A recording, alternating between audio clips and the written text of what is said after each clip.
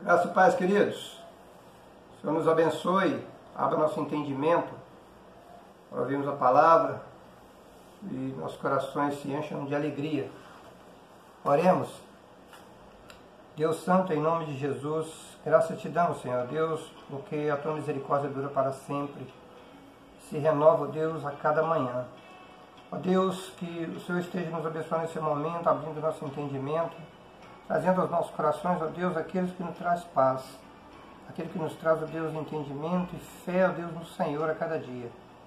Venha, ó Deus, falar conosco, abençoa aqueles que estão nos ouvindo, Pai, para que possam sentir a alegria que sentimos, ó Deus, na Tua palavra, em estar, ó Deus, debaixo da Tua proteção, do Teu amor, Pai. Obrigado, Deus. Fica conosco. A nossa oração é em nome do Senhor Jesus. Amém.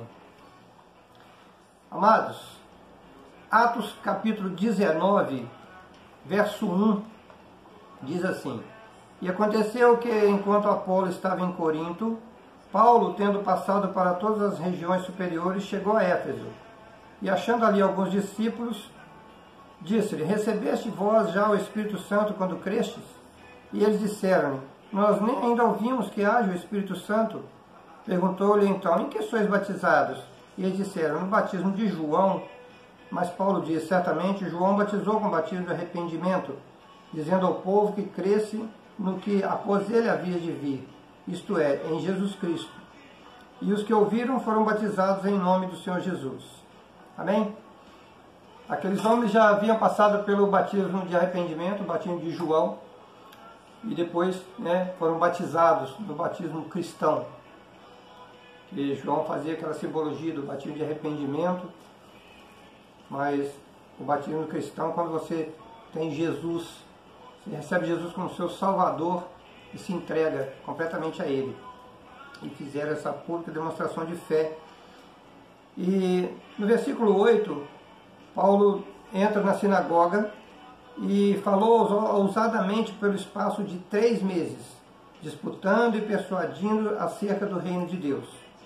Mas como alguns deles se endurecessem e não obedecessem, falando mal do caminho perante a multidão, Paulo retirou-se e separou os discípulos, disputando todos os dias na escola de certo tirano. Tirano aqui é o cara, não é o cara tirano não, é o nome, né? Escola de tirano. E ele ensinava aos seus discípulos, porque a igreja agora já era uma coisa distinta da sinagoga. A sinagoga era como existem as congregações da igreja hoje, tinha a sinagoga, era parte do templo, que eram em localidades afastadas do templo, onde não se ofereciam sacrifícios, o sacrifício era só no templo. Na época já não estava nem tendo mais. E Paulo então fala que as pessoas estavam falando mal do caminho. Que caminho? O povo de Deus, a igreja nascente naquele tempo, era conhecido como o povo do caminho. Olha, você é do caminho? Sou. Eu também sou do caminho. Porque Jesus disse: Eu sou o caminho, eu sou a verdade, eu sou a vida. Então é aquela coisa bonita, aquela coisa gostosa. A igreja era uma, A igreja cristã, a igreja evangélica do Senhor, que seguiu o evangelho do Senhor. E Paulo então começa a pregar ali em Éfeso. Éfeso, na época, era a segunda maior cidade do Império Romano, somente apenas atrás de Roma. 250 mil habitantes. É muita coisa. Era uma cidade gigantesca. Porque ali estava centralizada a mais importante deusa do Império Romano, Abaixo do imperador, que era o deus máximo deles ali, que tinha que ser idolatrado, tinha Diana, uma deusa, na concepção pagã, E no versículo 23 diz assim: Naquele mesmo tempo, houve não pequeno alvoroço acerca do caminho, do Evangelho, do povo de Deus, da igreja. Porque um certo ourives, que fabricava de prata nichos de Diana, aquelas nichos são aquelas casinhas, que só assim colocam a imagenzinha do deus deles ali dentro. E esse cara fazia isso, de prata e de coisas caras, e pessoas ricas compravam isso. E então ele fala assim, porque certo ourives da prata, por nome Demétrio, que fazia de prata nichos de Diana, dava não pouco lucro aos artífices. Então, ele dava muito lucro a quem trabalhava com isso. Então era o interesse também, a pessoa nem acreditava naquilo ali, mas tinha um interesse no lucro. Aos quais, esses artífices, havendo ajuntado com os oficiais de obras semelhantes, outros que faziam imagens semelhantes, disse, varões, vocês bem sabem que é desse ofício que nós temos a nossa riqueza, tiramos o nosso sustento, E vocês bem veem e ouvem que não só em Éfeso, mas até quase em toda a Ásia, esse Paulo tem convencido as pessoas e afastado uma grande multidão, dizendo que o que a gente faz com as nossas mãos não são deuses. E não somente há o perigo de que a nossa profissão caia em descrédito, mas também de que o próprio templo da grande deusa Diana seja estimado em nada, vindo a majestade daquela que toda a Ásia e o mundo adoram, a ser destruída. Eles veneravam, o mundo venerava aquela imagem. Então, Paulo pregando assim, vai tornar isso aí em nada. Eles vão achar que isso aí não vale nada, vai achar que, então, segundo a religião desse Paulo aí, nossos deuses não existem. E ouvindo isso, encheram-se de ira e gritaram, dizendo, grande é a Diana dos Efésios. E encheu-se de confusão toda a cidade, e unânimes correram ao teatro, arrebatando a Gaio e Aristarco, macedônios companheiros de Paulo na viagem. E querendo Paulo apresentar-se ao povo, não permitiram os discípulos, com medo de ser atacado. E também alguns dos principais da Ásia, que eram seus amigos, lhe rogaram que não se apresentasse no teatro. Uns, pois, clamavam de uma maneira, outros de outra, porque o ajuntamento era confuso e os mais deles nem sabiam o que estavam fazendo ali. Está igual alguns tumultos que a gente vê hoje. Eles perguntam o que você está fazendo, não sei, mas está ali. Já tinha esses na época, Eles queriam protestar, não sabiam nem por quê. Então tiraram Alexandre dentre a multidão, impelindo os judeus para diante, e Alexandre, acenando com a mão, queria dar razão disso ao povo. Mas quando conheceram que ele era judeu, todos unanimemente levantaram a voz, clamando por espaço de quase 2 horas, começaram a gritar durante 2 horas, grande é a Diana dos Efésios.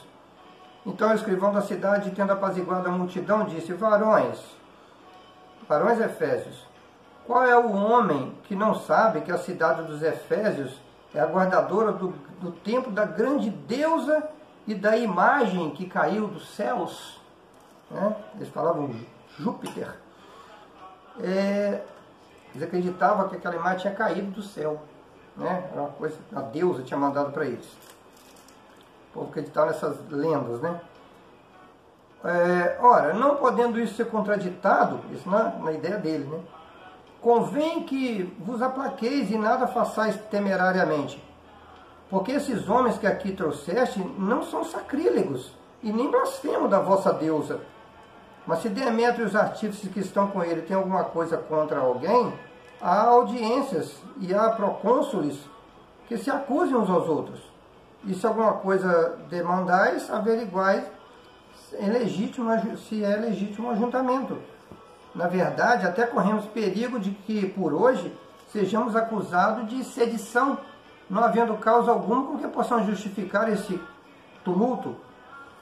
E, tendo dito isso, despediu o ajuntamento. Esse homem, ele apaziguou a coisa não porque ele gostasse de Paulo, ou estivesse defendendo os artífices, ou até acreditasse mesmo no que ele estava falando, na deusa dele, mas simplesmente ele não queria segurar um problema, tomar para si um problema, porque eles estavam se ajuntando ali, fazendo aquele tumulto, e como aquela província pertencia a Roma, estava sob domínio romano, eles poderiam ser acusados de arrumar tumulto contra o governo, e eles seriam massacrados. Então ele simplesmente tirou olha a situação dele, de cima dele ali, ó. Não quero isso, não quero esse pepino para mim. E deu jeito de despedir o povo. Então, os artistas ali, por interesse, arrumaram esse problema todo com Paulo, porque ele, olha, Paulo está falando que, né, que a lei deles, o que eles pregam, o evangelho deles, que isso aqui não são deuses. E aí, todos em Éfeso veneram a deusa Diana, que caiu do céu, e fizeram esse tumulto todo por nada. Porque simplesmente por interesse financeiro. A pessoa se pegou naquilo ali, eles viviam daquilo, e estavam perseguindo algo que chamava-se o caminho, perseguindo a igreja. E mais para frente nós vimos que os judeus também arrumaram um problema com Paulo depois, na sinagoga também, pedindo que tirasse dali, que mandasse Paulo embora dali, que estava tumultuando, arrumando problema. E Paulo, no capítulo 24, verso 14, diz assim: confesso-te isto, que conforme aquele caminho a que chamam seita, assim sirva ao Deus de nossos pais, crendo tudo que está escrito na lei e nos profetas, tendo esperança em Deus, como estes mesmos também esperam, de que há de haver ressurreição de mortos, assim como dos justos como dos injustos. Então, Paulo, ele ia pregar a qualquer custo. Ele defendendo aquele caminho que antes ele perseguia. Ele, olha, antes eu perseguia esse caminho, eu perseguia esse povo, a quem os outros chamavam de seita. Seita para eles não era igual no sentido que tem hoje, uma heresia, uma coisa aberrante. Era o sentido de uma divisão dentro da mesma religião. Eles acreditavam que no início que era só uma subdivisão do próprio judaísmo, como já havia vários, saduceus, fariseus. Então o pessoal do caminho era só mais uma seita ali dentro, e não era. Era tudo novo. A lei veio trazendo a palavra até chegar na época de Cristo, e depois o próprio Jesus vem trazendo a verdade, a graça, e a paz que só Ele pode dar. Então Paulo vem pregando isso, e ele prega isso até o fim da sua vida. Em cadeias, na sua casa em Roma, no final da sua vida. E ele vai fazer isso a vida dele toda. Porque Deus colocou no coração dele isso, que antes era um perseguidor. Ele fala que era blasfemo, era perseguidor, o pior dos pecadores, que não era digno, de tanta graça do Senhor assim, porque ele pedia cartas aos sacerdotes para poder, autorizações para poder ir perseguir a igreja, o caminho, aquele povo que estava se formando, para se tornar a grande igreja do Senhor, que hoje temos pelo mundo. E essas pessoas perseguiam de todos os lados, tanto esses que eram os adoradores das estátuas, dos deuses, dos falsos deuses, e também dos judeus, que não tinham as estátuas, mas tinha a idolatria, as regras deles, há tantos regulamentos, que Deus nunca pediu isso. As regras que tinham era para servir de modelo, para trazer até Cristo. Como você vai para a escola e começa a aprender o beabá, e dali você vai se aperfeiçoando até chegar à faculdade e se tornar um doutor. Então, eram os princípios elementares da lei. Não era para os judeus, como fizeram, tornar em tantos regulamentos. Eles tinham que pegar a vasilha quando vinha da rua, e as mãos, e lavar várias vezes, várias vezes. Hoje seria o toque, A pessoa tem que ficar ali passando várias vezes, lavando a mão, esfrega, coisa chega a ferir a mão. Ele não chegava a esse ponto, mas era mais ou menos assim. Então Paulo era perseguido de um lado, pelos idólatras, era perseguido pelo outro lado, que não era idólatra, mas era o povo, que antes era o povo do próprio Paulo, mas também não tinha o conhecimento do Senhor. E Paulo no caminho do meio, no caminho certo, no próprio lugar que chama-se o caminho. Então ele estava no caminho certo, no seguindo a Cristo. Que nós hoje também possamos estar nesse caminho. E como Paulo também, ainda que escutemos afrontas, que sejamos perseguidos por todos os lados, né? Para aqueles que não creem, por aqueles que seguem do outro lado também, mas que nós consigamos ficar sempre nesse caminho. É o caminho estreito, né? Como a gente já falou em outros cultos. O caminho estreito. É o caminho que é cada vez mais apertadinho. O próprio mundo te prensa, né? E às vezes é bom. Quanto mais ele te pressiona, mais estreito o caminho, melhor a vitória. Quanto mais ferrenha a batalha, maior a glória. Deus não coloca um soldado fraco na frente, ele coloca um soldado mais valente. Se você está na frente, você está tomando flechada, está tomando tiro, né, simbolicamente dizendo, é porque você está na batalha, é porque Deus te capacitou e a sua armadura é forte. Né? Ele diz que é o capacete da salvação, as sandálias, né, e toda a armadura de Deus, em Efésios 6. Então que o Senhor nos capacite cada dia, que nós possamos fazer como Paulo ali. E Paulo não estava nem aí para aquilo. Ele não queria nem saber se ia ser apedrejado, se ia ser chicoteado. Ele foi várias vezes, foi apedrejado, ele foi chicoteado. Teve que se fingir de morto. Ele teve que usar técnicas militares de fingir de morto. As técnicas que ele conhecia antes de guerra, ele teve que usar no Evangelho. Né? Fingir de morto, senão eles iam acabar de matar ele ali. Em outra situação, não nessa. Então que a gente possa ter essa certeza com Deus, seguir esse caminho, que nada, nem o interesse por dinheiro dos outros, nem o interesse pela fé cega, igual o judeu estava ali, né, criticando Paulo, nada nos tire do caminho. Paulo, ouvindo tudo aquilo, ele jamais se afastou, em momento algum, jamais ele retrocedeu, enfrentou tudo aquilo. Que esses homens eles não tinham o que falar contra Paulo. O problema deles não é que Paulo estava criticando a estátua dele. O problema deles é que Paulo estava falando a verdade.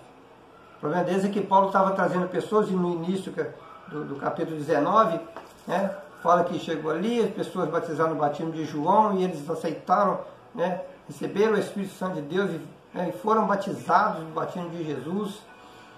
E o Evangelho ia crescer. E a mentira ia cair por terra. E aí ia causar um dano para eles financeiro. Eles não estavam preocupados com a fé deles. Ele estava preocupado com a fé de Paulo. Ele estava preocupado com o bolso deles. E muitas vezes a gente é prejudicado nessas situações também. Pessoas que querem te destruir, que querem desmoralizar a igreja, que querem dizer que você é o errado. Como um amigo um dia, um pastor me disse que, um colega disse que, falou, olha, o cara sempre falava, quando eu bebia, falou assim, mas você bebe, né? Você não, perguntava quando ele não bebe, quando era de crente, o cara falou assim, mas você não bebe? Né? Aí ele ficava assim, puxa vida, eu estou me sentindo excluído, todo mundo bebe, por que eu não bebo? Depois ele passou a buscar mais em Deus, e falaram para ele, falaram, olha, quando falar assim, você não tem que se envergonhar, quem tem que se envergonhar são eles. Eles que estão errados, como os que estavam perseguindo Paulo aqui, quem estava errado eram eles. Eles que tinham que se envergonhar. Então quando o colega dele falava isso com ele, alguém outro falava, mas você é crente, você não bebe? Você não bebe não? Ele falava assim, por quê? Você bebe? Quer dizer, aí o cara ficou olhando para ele assim, aí o cara teve que cair na real que o errado era ele. Então, irmãos, quando alguém fala assim, você é crente, você não bebe não, você não fuma não, você não se prostitui não, como viver para cantar cada dia, tá com a namorada ou namorado, não. Por que você faz isso? Então, nós temos que mostrar que a culpa é do outro. A culpa é de quem está errado. A culpa é de quem está fora da palavra. Então, esses homens estavam querendo jogar a culpa em Paulo, porque eles sabiam que, falando que estavam blasfemando contra Deus, eles jogaram o povo todo contra eles. Se eles falam assim, esse Paulo vai dar prejuízo para a gente, porque está falando mal aí, vai atrapalhar a gente fazer nossas casinhas lá para colocar a nossa imagenzinha da Diana. Se falasse assim, o povo não ia ligar, só ia ligar aqueles que eram da turma deles mesmo, que estavam ganhando dinheiro com aquilo. Então eles inventam uma mentira muito grande, e qual era a mentira? E o que ia atingir mais o povo? A fé cega deles, da deusa que eles tinham, porque ali era o templo da grande deusa Diana. E era uma cidade gigantesca, e um povo, né, de situação abastada, pessoas muito poderosas, financeiramente e judicialmente. Né? Então, irmãos, nós temos que não deixar que o inimigo nos pressione, né? Que nós fiquemos envergonhados da nossa fé, mas que eles fiquem envergonhados do pecado deles. Quando a gente falar para alguém, a pessoa fala, mas você não faz isso? E algo errado? Eu falo, não faço. Por quê? Você faz? Está certo o que você está fazendo? Então nós possamos usar dessa forma. Quem tem que se envergonhar é o inimigo, e não nós. Então que o Senhor nos abençoe, tenha uma semana rica, próspera, protegida nas mãos do Senhor, contra todo o perigo, né? O Senhor tem nos abençoado, tem guardado a nossa cidade, tem guardado a sua família. O Senhor abençoe você que ainda não está conosco, esteja. Venha à igreja do Senhor, é muito bom. A gente fala até hoje, já tem 20 anos de igreja, eu falar aqui, eu vou me emocionar. A minha esposa acha engraçado, poxa, você... Irmãos, é muito bom. Quando ele fala que é muito bom mesmo. É desse jeito aqui que você está vendo. Não é de brincadeirinha. A gente passa a prova dando glória a Deus. A gente passa o problema sorrindo. Né? Quando a gente emociona é de alegria. Então que o Senhor te abençoe, assim como tem abençoado a minha vida. Jesus disse que amar o próximo como a ti mesmo. E ele ainda fala melhor ainda. Ama o próximo como eu vos amei. Porque talvez se eu amar você como eu amo a minha vida, como eu amo o que eu tenho, né, em Cristo, talvez ainda seja pouco. Mas que eu possa te amar como Jesus me amou. Como Jesus te amou. Né? Que a gente possa ter essa capacidade. Nós nunca chegamos nem próximo, né? Mas temos que tentar ao máximo. Ter esse amor de Jesus. Amar ao próximo como Ele nos amou. O Senhor nos abençoe. Oremos. Deus Santo, obrigado, Pai. Pois o Senhor nos amou primeiro, Pai. O Senhor nos deu tudo que temos, tudo que somos, tudo pertence a Ti, Pai. Nem a nossa própria carne, a nossa própria morada do Espírito, Deus, é nossa. Mas pertence a Ti. E glória a Deus por isso, Pai. Porque sem o Senhor não somos nada. Fica conosco, Deus. Dá-nos uma semana abençoada. Abençoa, Deus, aqueles que estão nos ouvindo nesse momento, Deus, a mim e a Ti, Pai. Pois através do Teu servo o Senhor fala, Pai. Que eles possam ser abençoados no seu trabalho, nos seus estudos, no leito de enfermidade, ó Deus, que sejam levantados, ó Deus, e curados, onde quer que estejam, Pai. No seu lazer, com a sua família, dentro da Tua casa, que eles possam, Deus, ter a alegria do Senhor, Pai. Que eles possam sentir a presença do Senhor, ó Deus, e buscar a Tua palavra, Pai. Pois a Tua palavra diz que a fé vem pelo ouvir, e ouvir, ó Deus, a palavra de Deus. Então, Deus, a Sua palavra está sendo pregada, Pai. Mas agora, Senhor Deus, é com o Senhor, é com o Teu Espírito, Pai. Pois se o Seu Espírito Santo não agir nessas vidas, ó Deus, o que eu falei não adianta nada, Pai. Como Paulo diz, ó Deus, eu plantei, Apolo regou, mas quem faz crescer a semente é o Senhor. Então, Deus, faz crescer essa semente, ó Deus, naqueles que estão nos ouvindo nesse momento, Pai. E dê frutos, ó Deus, e esses frutos permaneçam. Obrigado, Deus, fica conosco. A nossa oração é em nome do Senhor Jesus. Amém. Amém, queridos. Deus abençoe. Fique na paz.